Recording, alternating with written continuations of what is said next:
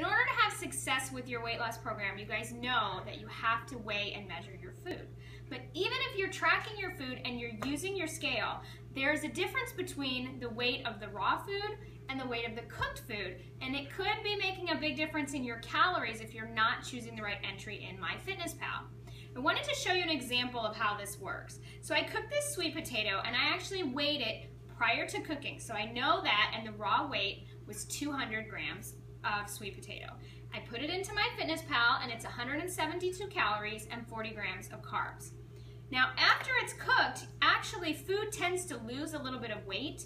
Almost everything does. So I'm going to weigh this sweet potato at its cooked weight, and it's actually coming in at 180 grams. It's not a huge difference, and when I looked in FitnessPal, I made a point to look for, rather than a sweet potato raw, I looked for a cooked sweet potato weight.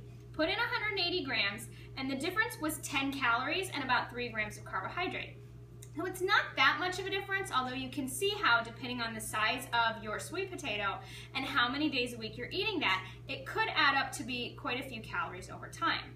Now what I want you guys really to be careful of, in FitnessPal you'll find things like a sweet potato, for example, where it will say a medium sweet potato. That's pretty subjective.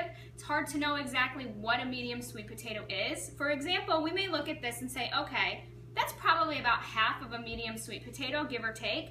I put that entry in FitnessPal and it gave me 51 calories and 12 grams of carbs. So there you can see a huge difference. That's 121 calories less than what this actually is, and 28 grams of carbohydrate. So the point here is not just to weigh and measure your food, but be careful how you're entering it in FitnessPal. Be sure that the entries are either raw if you weigh it raw, or cooked if you weigh it cooked, and then double check to make sure they make sense, and be really careful of things that are very vague and could be subjective.